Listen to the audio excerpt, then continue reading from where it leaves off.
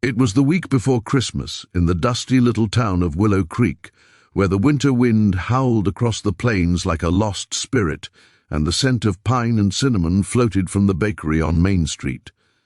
The streets were strung with lights that flickered in the evening chill, and the townsfolk moved about wrapped in scarves and hope.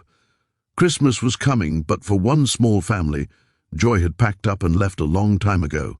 At the edge of town stood a small farmhouse with faded blue shutters and a broken fence leaning toward the west. Inside, Clara Dawson, a young widow of just 28, was trying to stretch her last few dollars to make Christmas special for her little girl, Emily. Life hadn't been kind to Clara. Her husband, Tom, a good ranch hand and a kind man, had passed away 2 years earlier in a riding accident, leaving her with debts, memories, and a daughter who still asked when Daddy was coming home. Clara had once been the light of every church gathering, her laugh, her pies, her kindness. But now there was a quiet sadness in her eyes that she tried to hide from Emily. The little girl, just 6 years old, had the same golden curls as her father and the same stubborn spark that refused to die, even when things were hard. "Mama, will Santa still come this year?" Emily asked one night, as she helped her mother place an old bent star on top of a tiny artificial tree that barely reached her waist. Clara smiled, though her heart ached. "Of course he will, sweetheart. Santa always finds good girls." But deep down, she didn't know how she'd buy a single gift.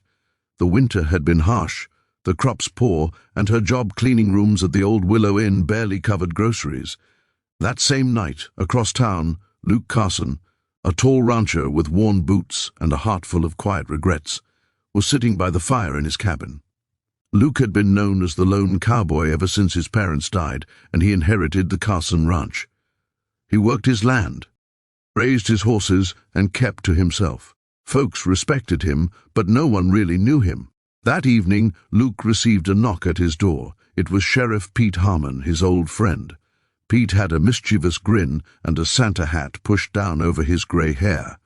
"Luke, my man, I've got a favor to ask," Pete said, rubbing his hands together. Luke raised an eyebrow. "You sound like trouble already." "Not trouble, Christmas spirit," the sheriff said, chuckling. "The town's hosting the Christmas Eve parade. We need someone to play Santa for the kids, and you've got the build for it." Luke nearly choked on his coffee. "Me? Santa Claus? You've got to be joking." "Come on, Luke," Pete insisted. "It's for the kids. The ranch hands are all busy and we need someone reliable. You just hand out candy, wave, say ho ho ho, and you're done. Besides, I've seen the way you look when folks talk about that widow Clara Dawson and her little girl. Don't tell me you ain't got a soft spot for 'em." Luke frowned. "Clara's been through enough. She don't need me sticking my nose in her life." "Maybe she doesn't," Pete said gently, "but maybe her little girl does. Kids remember kindness, Luke." That night, Luke couldn't sleep. He kept thinking about the little girl, Emily, and how she smiled whenever he passed by the bakery where her mother sometimes worked weekends. He thought about Clara, her hair pulled back, her hands raw from cleaning, but her back always straight. There was something about her strength that stirred something deep inside him, something he hadn't felt in years. By morning, he made up his mind. On Christmas Eve, the whole town gathered at the square. Snow had started to fall, soft and quiet, blanketing the roofs in white. Music played from the speakers near the church, and children ran around holding cups of cocoa. When Santa appeared on a horse-drawn sleigh instead of the usual wagon, the crowd cheered. Nobody knew that under the red suit and white beard was Luke Carson, the quiet cowboy who hadn't been seen smiling in years. Emily's eyes widened when she saw him. "Mama, Santa came on a horse!" she gasped, tugging at Clara's sleeve. Clara smiled, her heart softening at her daughter's joy. "He sure did, sweetheart." When it was Emily's turn to sit on Santa's lap, she climbed up eagerly. Luke's heart nearly melted when she looked up at him with those big, innocent eyes. "Well, howdy there, little miss," Luke said in his deep voice, trying to disguise it behind a jolly tone. "What's your name?" "Emily Dawson," she said proudly. "And I've been really good this year, Santa, but could I ask for something different?" Luke tilted his head. Different. What do you mean, sugar? Emily leaned closer and whispered, Could you make my mom smile again? Luke froze. For a moment the noise of the crowd faded. That one small wish hit him like a punch to the chest. He swallowed hard, then said softly, Well, darling, Santa'll do his best. Later that night, when the parade ended and the crowds went home, Luke stood alone near the sleigh. He watched as Clara and Emily walked hand in hand down the snowy road, their silhouettes fading into the white mist. His heart ached. He didn't know what to do, but he knew he had to do something. The next morning, Christmas Day, Clara woke to the sound of footsteps outside. She opened her door and found a small wooden crate on her porch. Inside was a beautiful handmade doll, a warm winter coat for Emily, a bag of flour, sugar, and a note that said, For the little girl who made Santa believe again. Clara's eyes filled with tears. She didn't know who left it, but deep down she had a feeling. Across the valley, Luke watched from a distance on horseback, the wind whipping his coat. He smiled faintly, tipping his hat. It wasn't much, but it felt right. That day, Emily ran outside, spinning in the snow with her new doll. Her laughter carried through the air, the kind of sound that could heal hearts. Clara stepped out onto the porch and saw Luke at the edge of the road, his horse's breath fogging in the cold air. Their eyes met, and for the first time in years she smiled, really smiled. Luke nodded once, then rode away, the sound of hooves fading into the hills. But something had changed that morning, in both their hearts.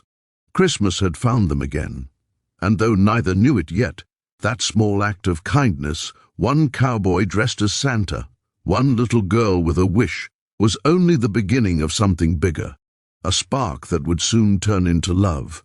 The snow had stopped falling, but the chill of winter lingered like a quiet whisper across Willow Creek. The day after Christmas, Clara Dawson still couldn't stop thinking about the mysterious gift on her porch. The note, written in rough, slanted handwriting, kept replaying in her mind, for the little girl who made Santa believe again. Emily was playing happily with her new doll by the fire, humming a Christmas song. Every few minutes she'd look up at her mother and say, "Mama, see how pretty she is? I think Santa made her himself." Clara smiled, but her thoughts wandered to the tall figure she'd seen on horseback that morning, the one who tipped his hat and rode off before she could thank him. Could it have been Luke Carson? The idea seemed impossible. Luke was quiet, private, almost distant. He helped no one, asked for nothing. Yet there was something about the way he looked at her yesterday, something gentle behind those strong, weathered eyes. That afternoon, Clara decided to take a walk into town. She wanted to thank whoever had shown her and Emily such kindness, even if she didn't know who it was. She wrapped herself in an old shawl, held Emily's tiny hand, and made her way down the snowy road. When she reached the general store, she found Sheriff Pete leaning against his patrol truck, sipping coffee and humming carols. "Morning, Clara," he said cheerfully. "How was your Christmas?" Clara smiled. Softly. "Better than I expected, Sheriff. Someone left gifts for Emily, and food. I just wanted to thank whoever did it." Pete's eyes twinkled. "Oh, that's so?" He scratched his beard, clearly hiding something. "Well, Santa's got his secrets, ma'am." She tilted her head. "Pete, do you know something?" He chuckled. Now, if I told you, I'd be breaking Santa's code. But I'll say this. Sometimes the folks who seem the loneliest have the biggest hearts." That night, Clara couldn't sleep. The fire had died down, and the house was quiet. She stared out the window, the moonlight glowing on the snow-covered fields, and whispered, "Thank you, whoever you are." Across town, Luke sat alone on his porch, nursing a cup of black coffee. He told himself it was enough, that he didn't need thanks, but deep down, something stirred. He wanted to see Clara smile again. He wanted to hear Emily laugh up close. He wanted to belong. 2 days later, fate decided for him. The old Dawson barn roof had finally given way after years of weather. Clara was outside, trying to drag a tarp over the broken boards when the wind picked up, nearly knocking her off balance. Luke happened to be riding by on his way to town when he saw her struggling. Without a second thought, he jumped off his horse. "Here, let me give you a hand," he said, his deep voice carrying over the wind. Clara turned, startled. "Luke Carson, what are you doing here?"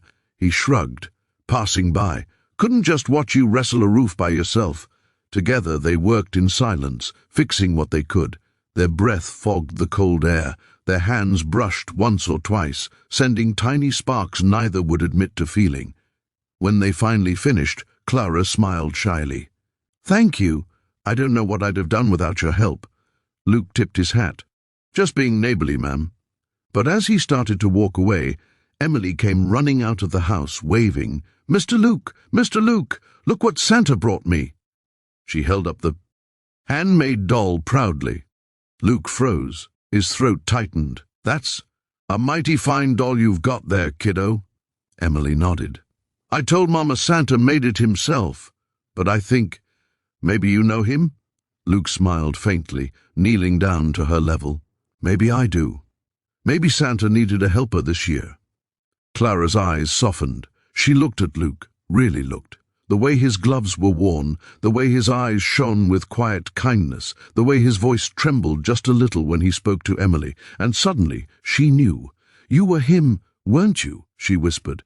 Luke hesitated, then nodded. "Didn't mean for you to find out. I just wanted to make your little girl's Christmas special." Clara's eyes filled with tears. "Luke, you already did, for both of us."